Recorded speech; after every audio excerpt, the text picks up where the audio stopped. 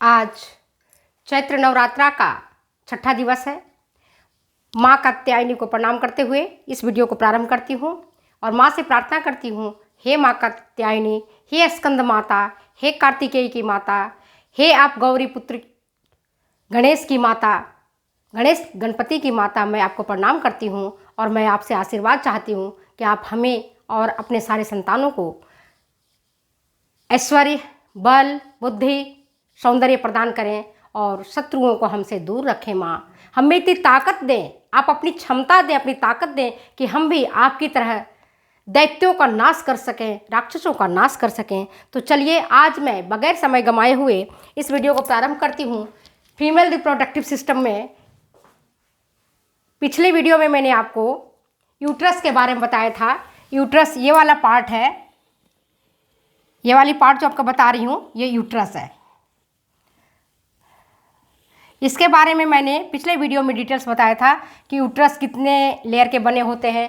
यहाँ पर बालक गर्भस्थ शिशु का विकास होता है, ये बालक का रहने का कक्ष होता है जब वो माँ के पेट में रहता है। तो अब हम आगे आज आपको फैलोपियन ट्यूब, पिछले वीडियो में बताया था कि रिप्रोडक्टिव सिस्टम में फीमेल रिप्रोडक्टिव सिस्टम के बाह्य अंग और इंटरनल अंग, तो बाह्य अंग के बारे में एक अलग वीडियो बना दी है। इंटरनल अंग में 3 पार्ट्स थे, 3 अंग है। एक था आपका गर्भाशय, दूसरा है फैलोपियन ट्यूब और तीसरा है ओवरी। तो उसमें आज मैं प्रकाश डालूंगी फैलोपियन ट्यूब पर। किस पर प्रकाश डाल रहे हैं हम? फैलोपियन ट्यूब पर। तो ये देखो आपका क्या है, ये आपका है यूट्रस, ये आपकी यूट्रस है। ये वाली भाग आपका यूट्रस, यूट्रस का फूला हुआ पार्ट आपका फंडस कहलाता है, मैंने पिछले वीडियो में बताया हुआ है। और यहीं से एक नली निकल के जा रही है, इसको मैं मिटा करके आपको समझा के बताती हूँ तो आपको शायद बहुत अच्छे से समझ में आ जाएगा। ये देखिए, यहाँ से एक नली निकल करके जा रही है जिसको हम फैलोपियन ट्यूब कहते हैं, ये वाला पार्ट। और यहीं से इस तरह का झालर निकल रहा है, इसमें से एक झालर लंबा होता है जिसको हम ओवेरियन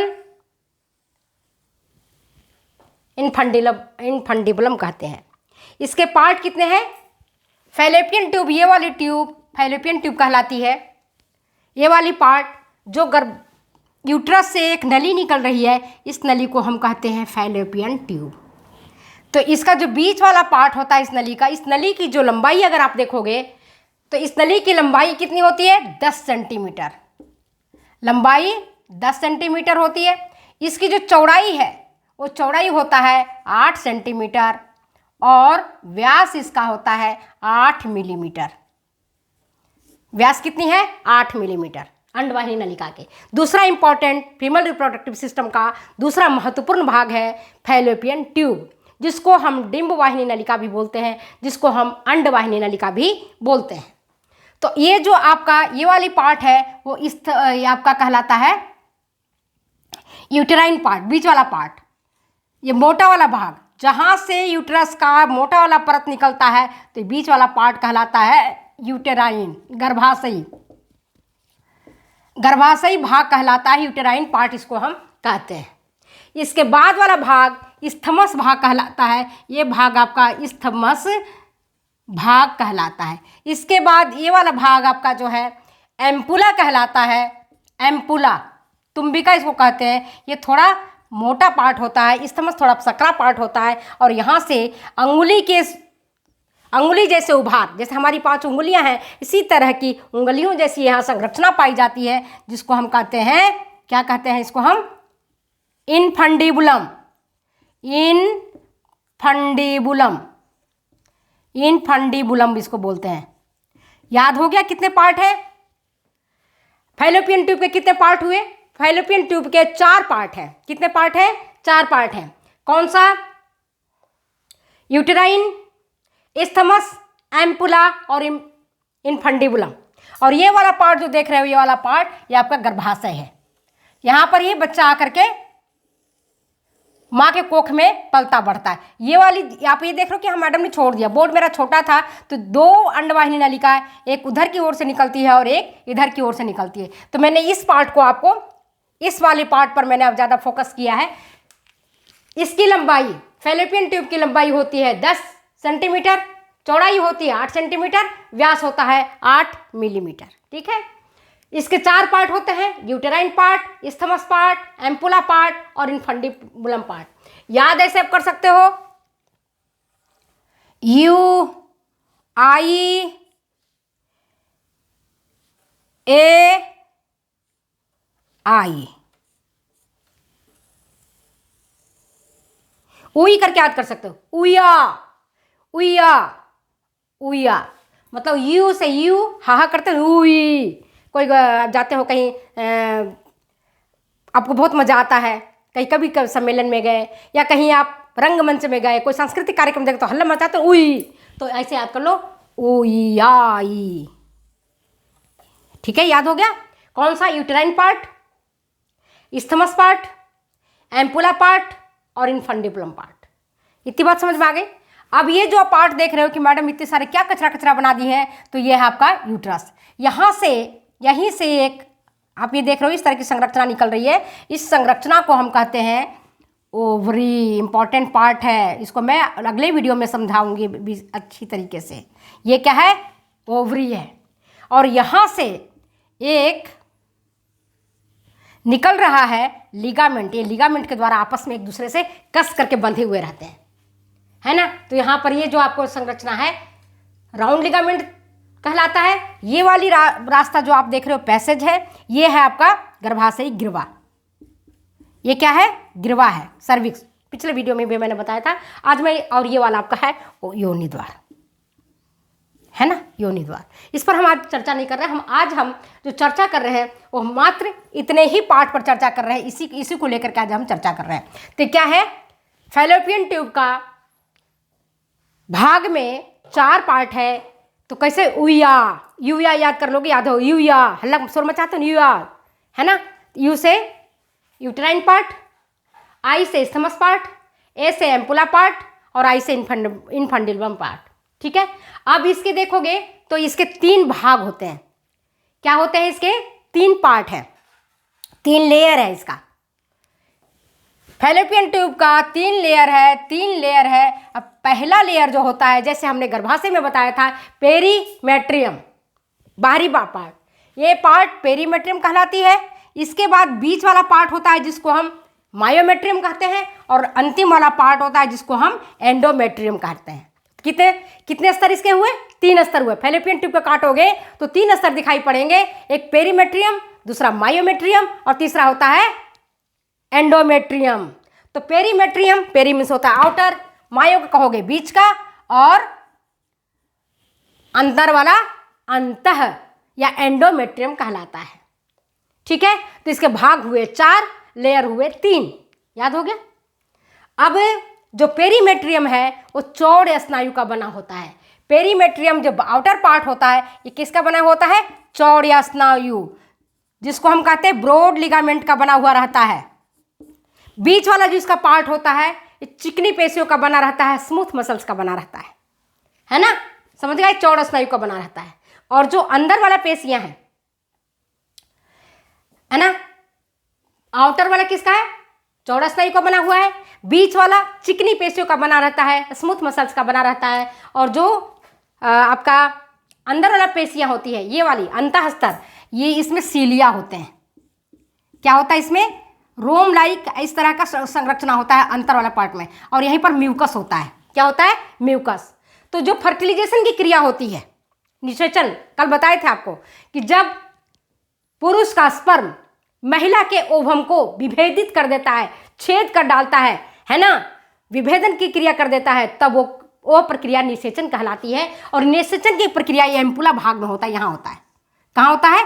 यहाँ से ये जब फट जाता है ओवरी, तो यहाँ से ओवम निकलता है, और यहाँ जो उंगली जिससे उभार है, इस उंगली के उभार के द्वारा ये पकड़ लिया जाता है, पकड़ के चला जाता है यहाँ पर, और उधर से आता है स्पर्म, है ना, स्पर्म दौड़ता हुआ आता है, यहाँ पर आकर के उसको विभेदित कर देता है, यहाँ करके उसको छेद कर डालता है, और इसी को कहते हैं हम विभेदन। और जो फर्टिलाइज्ड ओवम को हम क्या कहते हैं, जायगोट। फर्टिलाइज्ड ओवम क्या कहलाता है, जायगोट कहलाता है। तो आपको समझ में आ गया। अब चलो फिर से मैं आपको एक बार समझा देती हूँ। आपको इस तरह से समझाऊंगी तो आपको बहुत अच्छे समझ में आ जाता है। फैलोपियन ट्यूब, फैलोपियन ट्यूब क्या है, एक ट्यूब है, मतलब एक नली है। ये नली का हमने चित्र बना दिया, आगे समझ में। फैलोपियन ट्यूब क्या है, एक नली है।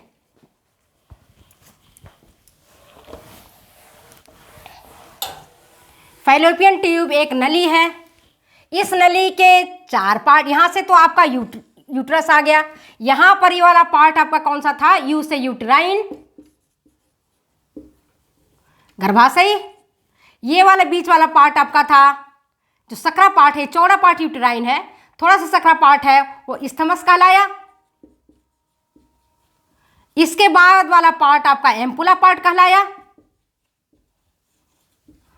और लास्ट वाला पार्ट जो है जहां से आपके उंगली जैसे संरचना दिखाई पड़ रही है, इस तरह का संरचना दिखाई पड़ रहा है, ये वाला पार्ट आपका इनफंडिबुलम कहलाता है, इनफंडिबुलम कहलाता है ना। और ये जो है ये उंगली जैसी संरचना है, इसको हम कहते फिम्ब्री, फिम्ब्री, है ना। तो यहीं पर आपने देखा था कि इस तरह की एक संरचना थी, है ना, जहां जिसको हम कहते हैं ओवरी। यहीं से एक अंडाणु निकलता है, मैच्योर होकर के यहाँ पहुँच जाता है, और यहाँ पहुँचने के बाद ये वाली एरिया पर यहाँ पर आकर के एम्पुला के पास, है ना, यहाँ नहीं, एम्पुला के पास आकर के इस वाला एरिया में फर्टिलाइज्ड हो जाता है। यहाँ से स्पर्म पहुँचता है, स्पर्म पहुँच रहा है, स्पर्म पहुँच रहा है यहाँ से, अपने सिर के ये तैरता हो जाता है। यहाँ पर म्यूकस है जो इसको फिसलने में मदद कर रहा है, और अंडाणु जो है अगतिशील होता है। अंडाणु ओवम जो होता है अगतिशील होता है, ये नहीं तैयारी करता है। ठीक उसी प्रकार से जैसे समझो कि लड़का दौड़ दौड़ के आता है लड़की को पटाने के लिए, लड़की चुपचाप से सज धज के तैयार रहती है। तो सोचो ओवम यहाँ पर आराम से तैयार है, लड़का जो है स्पर्म दौड़ दौड़ के जा रहा है उसको विभेदित करने के लिए। तो जब ये विभेदन कर देता है, दोनों एक दूसरे से मिल लेते हैं, और ये अपना माल इसमें डाल देता है, अपनी चीज़ इसमें डाल देता है, तो ये सोचो फर्टिलाइज कर दिया, और निषेचन की क्रिया हो गई। और निषेचन की क्रिया होकर के, है ना, यहीं पर निषेचन की क्रिया हो गई, और निषेचन क्रिया के पश्चात यहाँ से ये अंडाणु, इसके पास अब कोई हाथ पैर नहीं है, नॉन मोटाइल है, अगतिशील है, धीरे धीरे धीरे धीरे धीरे धीरे आगे की ओर बढ़ते जाता है। धीरे धीरे ये कहाँ जाती है, आगे की तरफ बढ़ती है, और ये फिर ये जहाँ गर्भाशय है यहाँ पर आकर के ये शिशु विकसित होने लगता है। इस क्रिया को करने में कम से कम 8 से 10 सप्ताह लग जाते हैं, 2 से 2.5 महीने लग जाते हैं, और तब कहते हैं कि औरत प्रेग्नेंट हो गई, प्रेगनेंसी है ना, औरत क्या हो गई, अब प्रेग्नेंट हो गई। तो आपको समझ में आया इसके पार्ट कितने हुए, इसके पार्ट हुए 4, इसके सतह कितने हैं, 3। तो बाहरी सतह को हम कहते हैं पेरीमेट्रियम, मेट्रियम, बीच वाला परत कहलाता है मायोमेट्रियम, और अंत वाला परत कहलाता है एंडोमेट्रियम। क्या कहलाएगा, एंडोमेट्रियम कहलाता है अंतर वाला। इसमें अंडाणु अगतिशील होता है, अंत वाले परत में सीलिया, छोटे छोटे हेयर लाइक स्ट्रक्चर होते हैं, और इसमें म्यूकस होता है, जिसके कारण आराम से ये जो स्पर्म है ना, दौड़ता भागता हुआ, है ना, स्पर्म यहाँ से दौड़ता हुआ एकदम चक्कर लगाता हुआ, एक नहीं सैकड़ों की संख्या में जाता है। उसमें से जो पहले पहुँचता है, जो स्ट्रॉन्ग होता है, वही जा करके ये ना, ये जो ओवम है इसको फर्टिलाइज कर पाता है। बाकी के सब स्पर्म खत्म हो जाते हैं, मर जाते हैं, बाहर निकल जाते हैं। ठीक है, बात समझ में आ गई। अब इसका काम क्या है, अंडवाहिनी नलिका का। तो अंडवाहिनी नलिका का काम है, क्या काम है, निषेचित अंडाणु को ला करके गर्भाशय तक पहुंचाना, और जो अंडाणु है वो परिपक्व हो जाता है कहाँ करके, इसमें ये पोषक तत्व भी प्रदान करता है, जिससे कि अंडाणु जो है सो परिपक्व होता है। यहाँ से फिम्ब्रिया है, उंगली सदृश संरचना, इसको यहाँ से ये जो ओवम निकला, इस ओवम को पकड़ करके, है ना, अपने भीतर ले लेता है, और एम्पुलम में जाकर के उसका फर्टिलाइजेशन हो जाता है। फिर धीरे धीरे धीरे धीरे ये पहुंच जाता है कहाँ, गर्भाशय में, और गर्भाशय में पहुंचने के बाद इसकी क्रिया आगे से आगे प्रारंभ हो जाती है। तो इतनी बात समझ में आ गई। अंडवाहिनी नलिका का क्या काम है, अंडवाहिनी नलिका का काम है निषेचित अंडाणु को गर्भाशय तक लाना, ये इसका मुख्य काम है। तो आज मैंने आपको कई सारी चीज़ें, मैं फैलोपियन ट्यूब के बारे में डिटेल्स बताया है। नेक्स्ट वीडियो में मैं आपको ओवरी के बारे में बताऊंगी। तब तक दो मुझे इजाज़त, जाने के लिए फिर मिलते हैं हम अगले वीडियो में अगले एपिसोड के साथ। तब तक दो इजाज़त, ओके, बाय बाय।